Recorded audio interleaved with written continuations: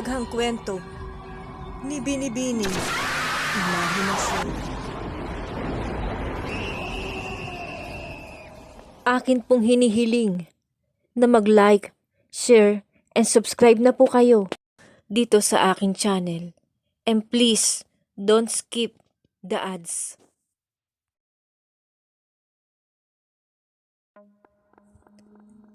Biyernes 13 sa lumang bahay. Malugod kong binabati ng magandang araw o gabi man ang lahat na nakaabang at nakikinig ng inyong channel Binibining Imahinasyon. At lalo na sa iyo. Isa na namang kwento ngayon ang aking ibibigay at ibabahagi sa lahat.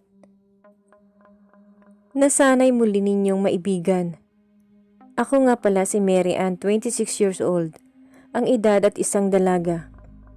Nakatira kami ngayon ng aking pamilya sa isang bagong lugar ng Colonia Divina, kung saan nakabili kami ng bagong lote upang patayuan namin ng bahay. Isa kasi ang pamilya namin ang nadala sa demolition na nangyari sa lugar na pinanggalingan namin. Kaya iyon ang dahilan kung bakit nalipat kami ng tirahan sa kasalukuyang tinitirhan namin ngayon. Di naman kami nahirapan na makibagay sa mga kapitbahay namin dahil mukhang mababait naman ang mga ito. Aminado akong mahirap ang pamumuhay namin ngayon dahil nagsimula na naman kaming maghanap buhay ng aking mga magulang. Bukod sa loteng nabili ng aming mga magulang, ay may isang munting lote din kaming nabili upang tamnan ng proyektuhan namin ng mga gulay. Upang may maitinda lamang ng gulay ang aking ina tuwing araw ng Sabado. Isang araw ay tumulong kami ng aking kapatid na lalaki kay nanay at tatay. Nagtanim kami ng mga sari-saring gulay sa nasabing isang loteng nabili ng aking mga magulang. Pero bago iyon, ay may mga isyu na kaming naririnig tungkol sa isang luma at malaking bahay na nasa tabi ng kalsada. At madadaanan namin ito tuwing kami ay pupunta sa aming lote. Ayon sa nalalaman namin sa mga bago naming kapitbahay, na huwag daw kaming dadaan tuwing gabi sa nasabing lumang bahay kapag may paparating na Biyernes 13 sa kalendaryo. Dahil ayon sa mga ito, ay nangunguha ng bata man o matanda ang lumang bahay na ito kapag may darating na Biyernes 13 sa kalendaryo. Naobserbahan daw iyon ng mga taga roon na may namimising sa kanilang lugar tuwing Biyernes 13 sa kalendaryo. Pag-aari pa ng mga Kastilang naninirahan dati sa bansa ang lumang bahay na iyon at hindi nila alam kung anong meron sa loob ng bahay dahil ito'y nakakandado. Subalit may mga nagsabing minsan daw ay nakakakita ng iilan na nakakaawang ang pintuan ng lumang bahay at minsan ay may naririnig din silang iyak ng matandang boses ng lalaki sa loob nito. Kahit sa tagal na ng panahong lumipas, ay naroon pa rin ang lumang sementadong bahay na iyon dahil sa sobrang tibay ng pagkakagawa nito. At ayon sa mga taga roon, minsan din ay may makikita silang matandang mag-asawa sa teris ng lumang bahay, lalo na kapag bilog ang buwan. Dahil sa wala namang nakatira, ay kinakalawang na ang nasabing bahay. Pero hindi naman ako naniniwala sa mga sabi-sabing iyon, lalo na ang aming mga magulang. Nay, Tay, uwi na tayo. Dahil hapon na po.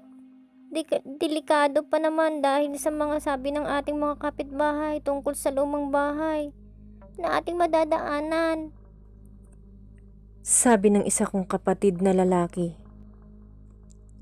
Ay naku anak, huwag nga kayong sasakay sa mga isyong iyan. Hindi iyan totoo. Mga haka-haka lamang yan. Sabi ng aming ina. Oo nga, walang katotohanan yan. Masyado lang mapaniwala agad ang mga taga rito tungkol sa lumang bahay na yan. Sabad naman ng aming ama. Pero inay, natatakot po ako. Hindi po tayo taga rito. Paano kung totoo ang mga sinasabi nila? Sabi ng kapatid kong lalaki. At nakikita ko nga ang takot sa mukha ng aking kapatid. Kaya napilitan na lang kaming umuwi ng maaga. Nakakapanindig balahibo nga naman sa tuwing kami ay dadaan sa nasabing lumang bahay. Pero kulang talaga kami sa paniniwala tungkol sa mga issue. Naisip kasi namin na kapag lumang bahay ay pinag-iisipan agad ng masama ng mga tao at ginagawan agad ng mga kwento-kwentong hindi totoo. Subalit, naging mainit pa rin ang issue sa lugar na iyon. Lalo na't paparating na ang Biyernes 13. Sinubukan ko namang buksan ang aming kalendaryo. Kaya nakita ko nga talaga na sa isang linggo nang paparating ang petsa na iyon. Naninindig ang aking balahibo sa isiping paparating na ang petsa sa isang linggo. At sinabi ko iyon sa aking mga magulang, ngunit di talaga sila naniniwala. Kaya winaglit ko na lang iyon sa aking isipan.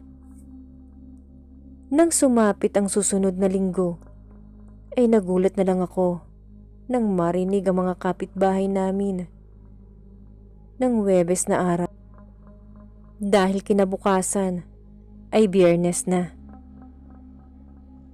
Kinabukasan nga na iyon ay natatakot na kami. Kaya pinagbawalan ang lahat ng mga magulang ang mga anak na lumabas na ng bahay upang di ang mga ito ay mapahamak. Ngunit ang aming mga magulang binibini ay talagang hindi naniniwala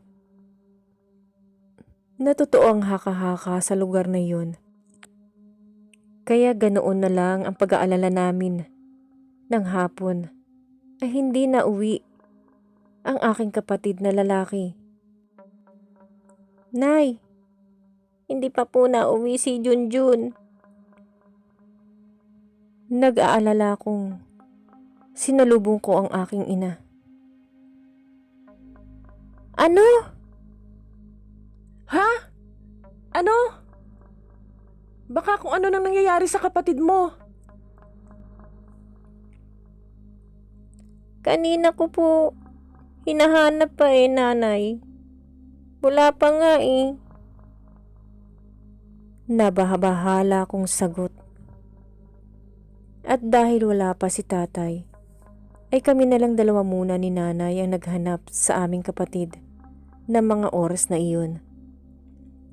Hanggang bigla akong labis na nag-alala nang maisip ang lumang bahay na naging issue sa buong lugar na iyon. Dahil sa pag-aalala namin ng aking ina na baka totoo ang sabi-sabi nila at may kinalalaman ang lumang bahay sa pagkawala ng aking kapatid, ay napilitang kaming puntahan ito.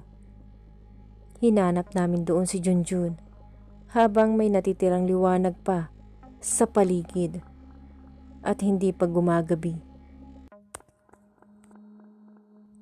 Junjun! Junjun anak! Junjun! Junjun! Isa-isang tawag at sambit namin ni nanay sa pangalan ng aking kapatid na lalaki. Biglang nanindig naman ang aking mga balahibo nang nasa harap na kami ni nanay sa lumang bahay. Medyo madilim na ang paligid sa lumang bahay na iyon. dahil sa mga malalaking punong nakapalibot rito. Anak! Pagabi na. Wala pa rin ang kapatid mo sa lumang bahay na yan. Halika na, umuwi na tayo. Baka kung saan lang napunta yung kapatid mo. At nauwi na yun sa atin. Sabi ng aking ina. O sige, inay. Mukhang natatakot na nga rin talaga ako. Lalo na sa lumang bahay na yan. Sagot ko naman sa aking ina. Subalit nang kami ay tatalikod na sana, ay biglang may tumawag sa amin mula sa lumang bahay. At boses iyon ng aking kapatid na lalaki na si Junjun. Ate! Nay! Nakangising tawag sa amin ng aking bunsong kapatid. Nanlaki ang aming mga mata nang makita namin siya sa may labas ng pintuan ng lumang bahay na kinakalawang na. Diyos ko, Junjun! Bakit nariyan ka? Halika! Uwi na tayo! Galit na sabi ni nanay. Oo nga, Junjun. Pasaway ka talaga. Alam mo na nga na bawal daw dyan sa bahay na yan. Di ka ba natatakot? Segunda ko ring galit. Nasabi rito.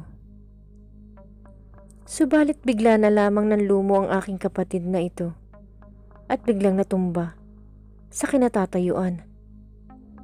Kaya nagsigawang kaming kapwa ni nanay na sabay pumasok sa nakabukas lamang na lumang gate ng bahay at nilapitan ng aking kapatid upang tulungan ito. Ngunit muloy kaming nabigla. Nagulat si nanay ng paglapit namin sa kapatid ko. Bigla na lang itong naglaho kasabay ng bigla ring pagbukas ng pintuan ng lumang bahay.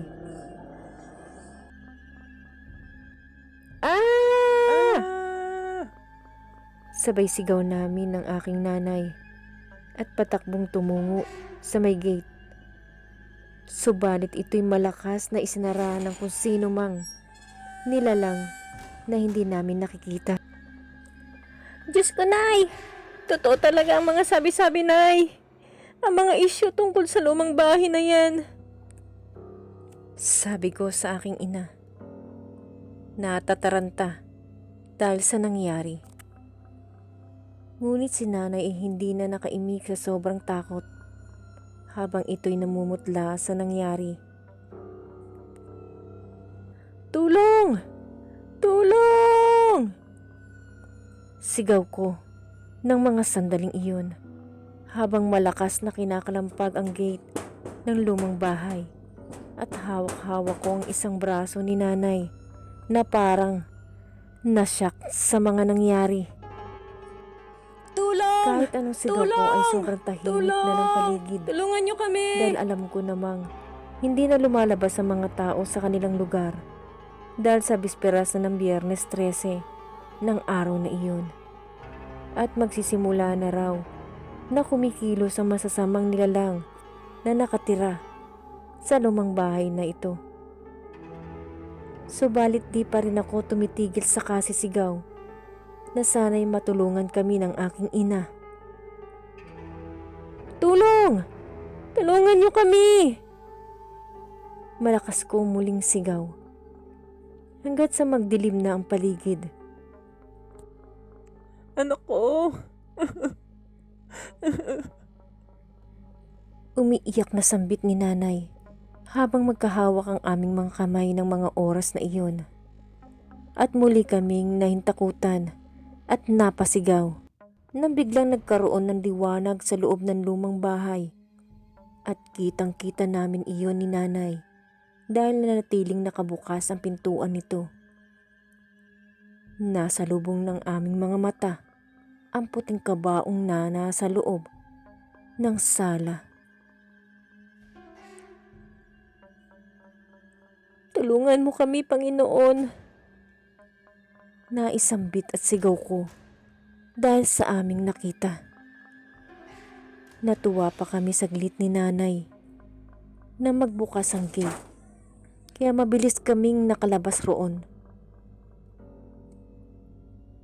Di ko alam kung sinasadya pa ng mga masasamang nilalang na mabuksan namin ang gate at kami ay makalabas ni nanay at nagsiktakbuhan palayo sa lumang bahay na iyon.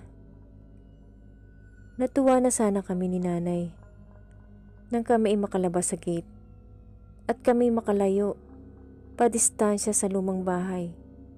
Subalit bigla na lang nagbago ang buong paligid, kaya hindi na namin alam kung saan kami tutungo at tatakbo. Pakana ng demonyong nilalang ang lahat ng ito. Nangangatal ang bibig na wika ng aking ina. Takbo na lang tayo, Nay. Ang importante makalayo tayo sa lumang bahay na ito. Sabi ko sa aking ina. Tumakbo kami ng tumakbo at mga malalaking kakahuyan ang aming napuntahan.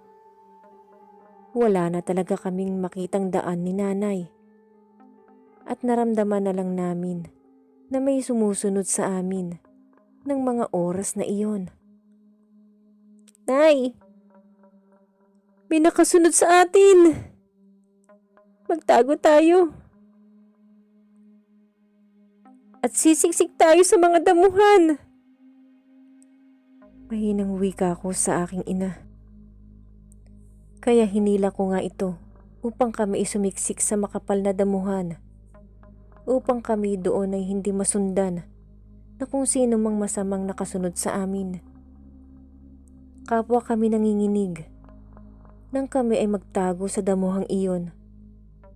Ni hindi na kami natatakot na baka may ahas o insektong makamandag sa aming sisiksikan. Nanlaki pa ang aming mga mata nang makita namin ang nakasuot na itim na matandang lalaki na nasa tabi rin ng aming kinatataguan. Magandang gabi sa inyong dalawa. Kung sino man kayo, huwag kayong matakot sa akin. Nais ko lang tumulong dahil narinig ko kayong sumisigaw. Sabi nito sa amin sa malamig nitong boses. Kaya nakahinga kami ng maluwag nang marinig namin ang nais palang tumulong sa amin ni nanay, ang taong nakasunod sa amin.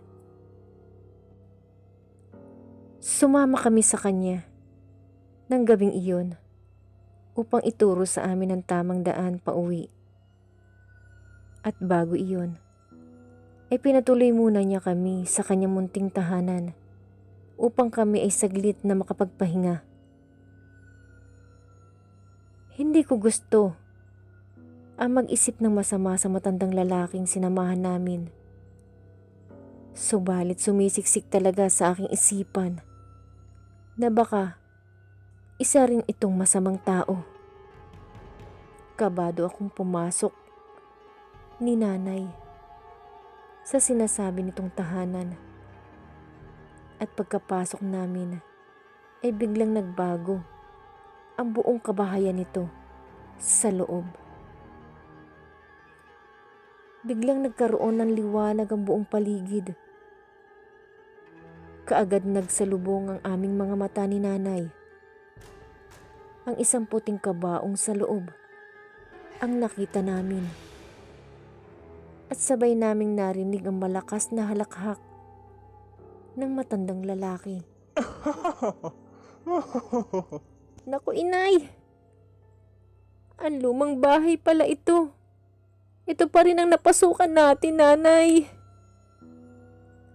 Nasisindak kong sambit, sabay yakap na mahigpit sa aking ina.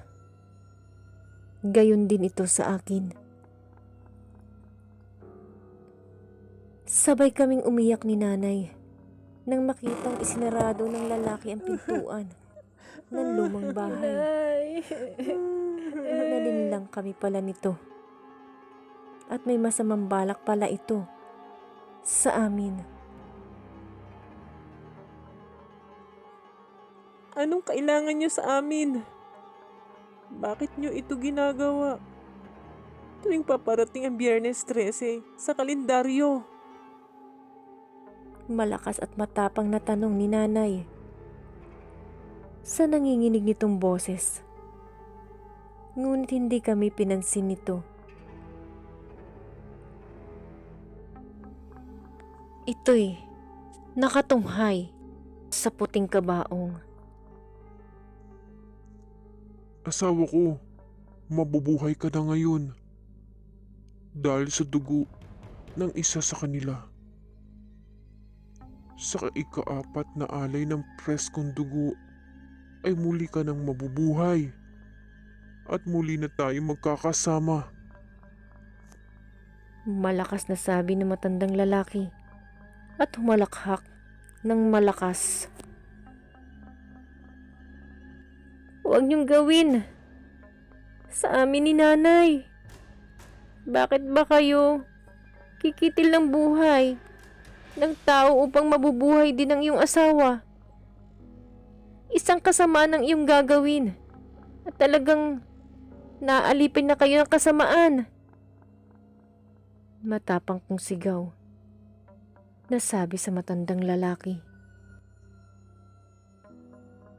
Pinatay ang aking asawa noon at napagkamalan siyang aswang.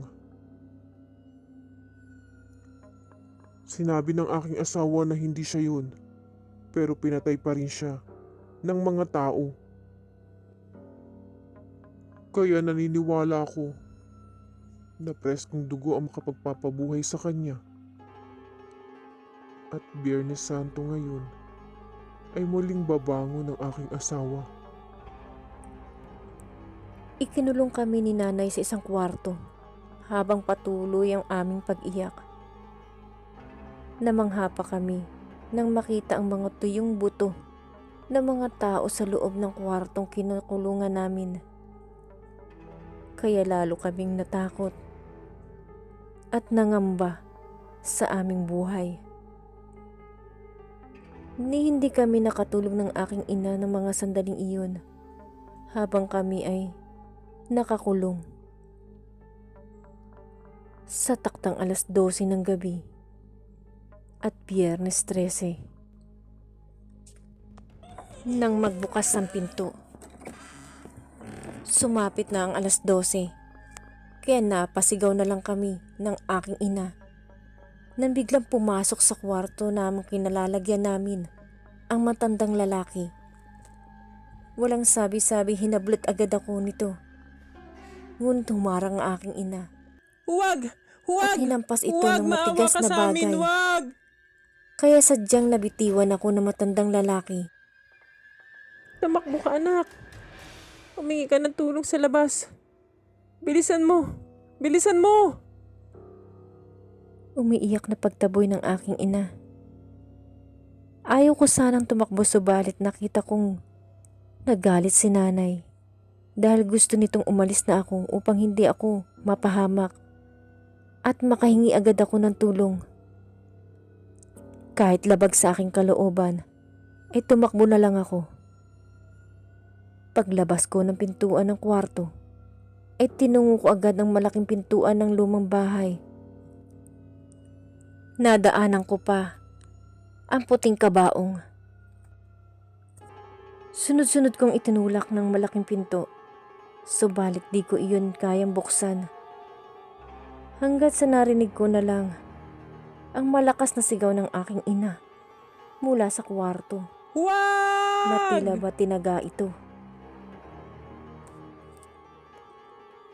Inay! Malakas na sigaw ko habang umiiyak. Hindi ko alam kung anong gagawin ko ng mga sandaling iyon, binibini. Kung paano ko maiililigtas ang aking sarili.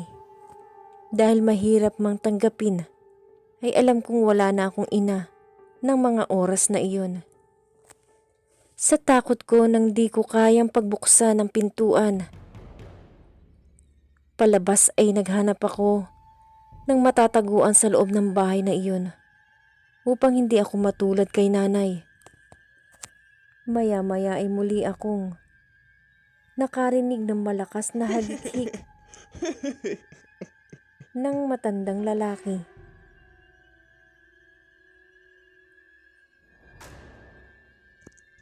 Magpakita ka kung nasaan ka. Hindi ka rin naman makakalabas sa bahay na ito. Sabi ng matandang lalaki. Tingin ko'y isang kastilang matanda ang nakita ko sa mukha nito. Nasaan ka? Galit na sigaw ng matandang lalaki. At ako naman ay pinapawisan ng malamig. Kahit madaling araw na iyon at patuloy na nagtatago lang sa likod ng malaking kabinet na may mga nakatambak ding mga gamit. Pilit kong tinapangan ang aking sarili ng mga oras na iyon dahil gusto ko pang mabuhay at makasama ang aking natitirang kapatid at ama kahit wala na ang aking ina. Hindi ko alam na kami ay hinahanap na ni tatay at hindi ito tumitigil hanggat hindi kami nito nahanap ng aking ina. Ang aking kapatid na lalaki ay iniwan lang nito sa aming kapitbahay na naroon lang pala ito at hindi nawawala. Narinig nito ang aming sigaw. Kaya natuntun kami nito kung saan kami naroon at nalaman nitong sa lumang bahay. Subalit huli na ang lahat dahil wala na ang aking ina. Nasa tapat ng pintuan si tatay ng mga sandaling iyon at nanlaki ang mga mata nito nang marinig lahat ang nasa loob ng bahay. Malakas na tinadyakan ni tatay ang malaking pintuang kinakalawang na habang bitbit nito ang benditado niyang espada. Subalit wala siyang nakita sa loob ng bahay at nakatakbo na ito. Agad akong lumabas at umiiyak ng malakas. Napatakbong yumakap Itay sa aking ko! ama. Itay, wala na si Akala ko ay di nanay! na ako makakaligtas. Pero hindi pa gusto ng nasa itaas na ako ay mapahamak ng mga sandaling iyon. Malungkot naming nilisan ni tatay ang lumang bahay. Habang buhat nito ang wala ng buhay na aking ina. Hindi ko maisip kung bakit nangyari sa amin ito. Lungkot na lungkot ako na kung bakit pa kasi sa paglipat naming iyon namatay ang aming ina na biktima na wala na sa katinuan na malaaswang na lalaking iyon. Wakas. Maraming salamat po sa ating mga new subscribers at sa ating mga new listeners. Maraming pong salamat sa inyong pagsuporta.